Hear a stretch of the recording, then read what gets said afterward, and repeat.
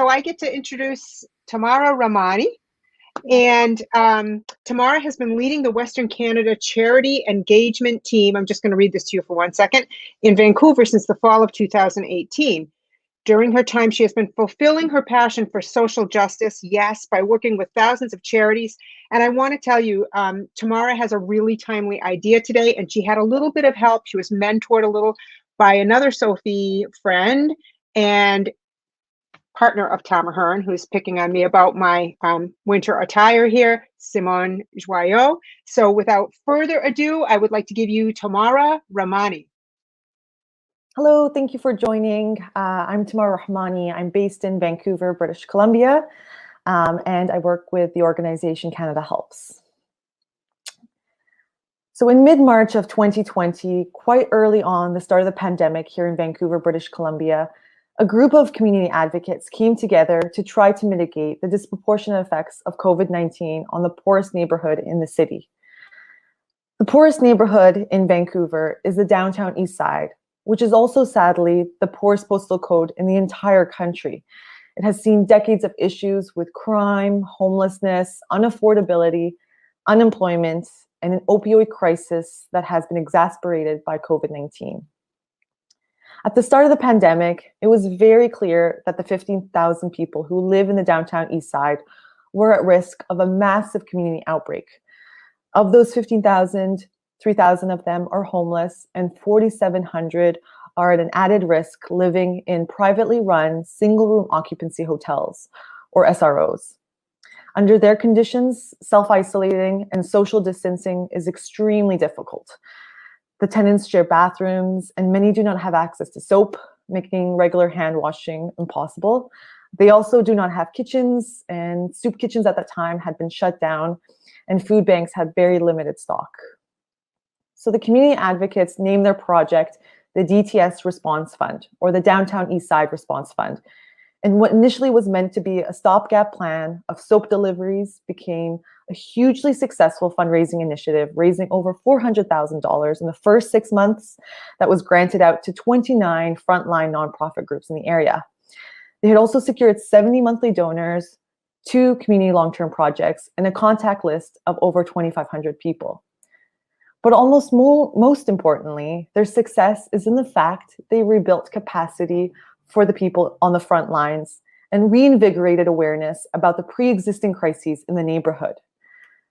I know that some of us in the fundraising sector were grappling with whether to hit the brakes or cautiously move forward in our work at the start of the pandemic, but this group has really shown me that doubling down on the urgency and momentum of a crisis can actually bring about change to not only the issue at hand, but also to the pre-existing issues facing a community.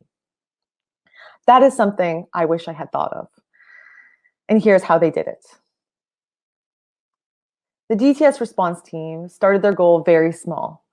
They knew that frequent hand washing was one of the most important ways to combat COVID-19.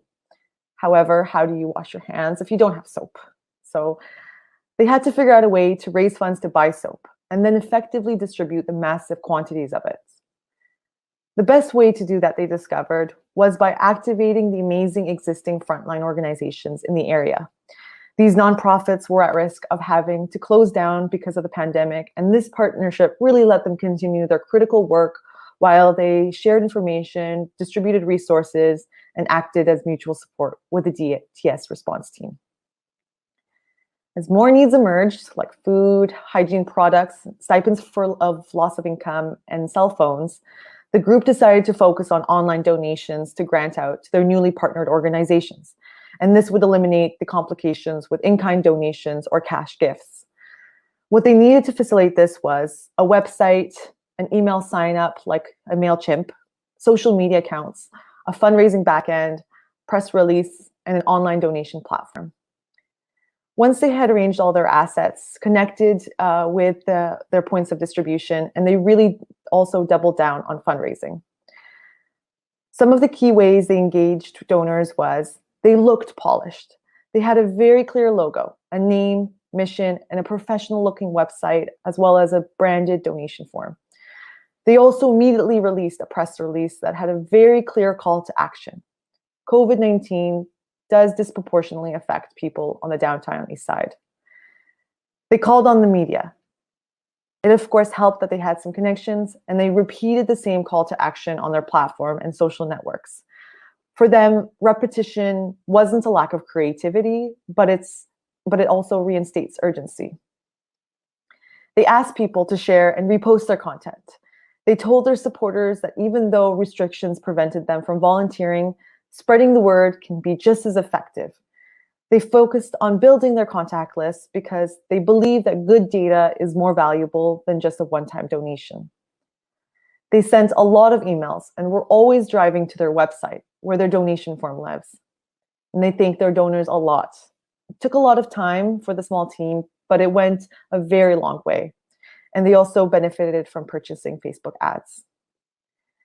All this repeated month after month allowed them to keep the momentum of the initial urgency. But as I mentioned at the start, it renewed the awareness of pre-existing issues in the neighborhood. And as a result, government officials, philanthropists, and people in the greater community are now more vested in this community than before the pandemic.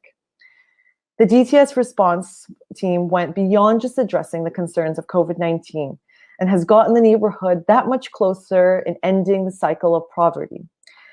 And this has shown me that crisis creates momentum and urgency that poses as an opportunity for us to reshape our communities for the better. And that is why I wish I had thought of this.